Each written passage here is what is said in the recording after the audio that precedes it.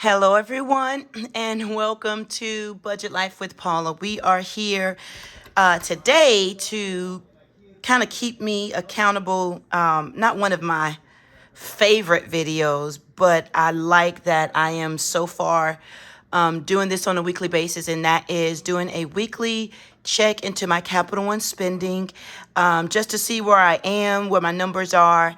And so I've invited you to join along with me. If you're new to my channel, welcome. It's all about budgeting. Today is, like I said, it's one of those not so exciting, fun things, but this is a part of the budgeting journey of which we have to do in some way, not so much tracking your Capital One, but basically keeping a check on your expenses. And I have learned that it helps me to do it on a weekly basis because I am a cash budgeter. I don't usually use my card unless I have to. My Capital One card, I've been doing quite a bit of purchases on my Capital One card, so I'm really working on not using it so much. I was actually talking to my sister this morning about it and just coming to that realization that Capital One or any credit cards, right, that you use is really borrowed money that you got to pay back. So really trying to keep a check and an eye on how much I'm spending and not really spending over the amount that I have set for myself. Like Capital One has given me their limit, and that's fine. But I have a limit that I am holding myself accountable to and not going over that. So we're going to check to see how I'm doing. And then at the end of the month, I'm going to see overall how my spending went overall, which we're towards the end of the month already in January, and I'm not liking this number. I'm not liking the overall number bottom line for my spending this month. I really want to get it down to a very bare minimum and only use my Capital One card if I absolutely have to.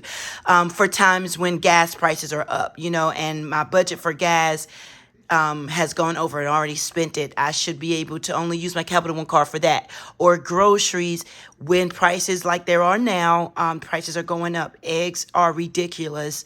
So things like that, I want to be able to use my Capital One card for those types of issues.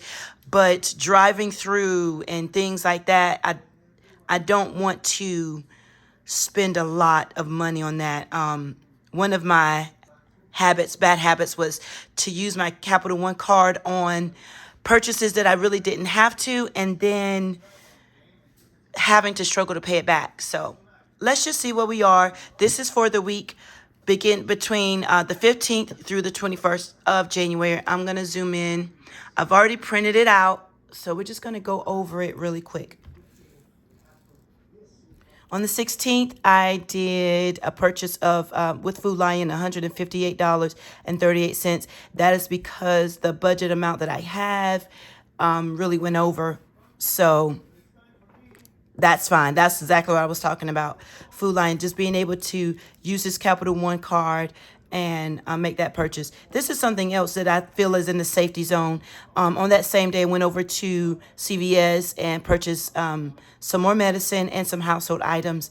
I'm trying to use my coupons, my rewards, promotions and things like that CVS has. I did go over what I expected to get, and that was $52.19. However, I did have their, what's it called, like extra care bucks given back to me, so it really balanced out. That was $52.19. That day, same day, I did Bojangles drive-through, $15.16. I don't know if you guys can see that. Yeah, I'm gonna zoom in a little bit more. So where I am, and I don't know if this is where you all are, but there's a company that does a pretty big, like statewide fresh meat purchase where you can purchase and order online meat by the bulk. So it's just like bulk meat purchase, and it's so much. So a friend of mine went in and purchased it with me. The total was $56. I'm gonna have my calculator, but we split that. They actually cashed at me the other half of that. but my Capital One card did register the $56. So dividing that by 2. So technically that was $28 on the bulk meat purchase. So I'm going to actually write that here because they cashed apped me that amount. So we've got some meat in purchase, which was great. So we have that, which should reflect a smaller amount on my grocery list the next month. So we're going to be cooking and using that meat. So that would cut back on my grocery budget. And then, of course, like I just stated, my gas budget had already been spent. So I did use $44.28 to get gas. That's a total of $26.01. We're going to zoom out because I'm going to use my calculator. And I'm going to deduct that $28 from here. So technically spending was $298.01 on my Capital One card there, which was okay, not too bad. But like I said, overall, I am working on the end of this month, looking at an overall spending, what we did. Excuse me, what we did. So we will see that. I will probably post that the 1st of February because I do want to pull in, I believe it is the 22nd through the 28th. That's going to be that week's check-in is going to be posted on the 2nd. So the first week of February, I'll do the overall look of January because I would have had time to see what my last week is. So right here, the bottom part of this paper, we can zoom in a little bit more. It's broken down into categories. Groceries and household, $266.59. That's going to be the deduction of the $28. So that's really $238.57. Gas was $44.28. Drive-through was $15.16. And then there was nothing for other. I didn't have any other purchases during this week's spending. So yeah, I think that's fine. That's really not too bad. Like I said, not a bad week of spending, especially when the major parts was groceries and household, and it really wasn't like drive-through.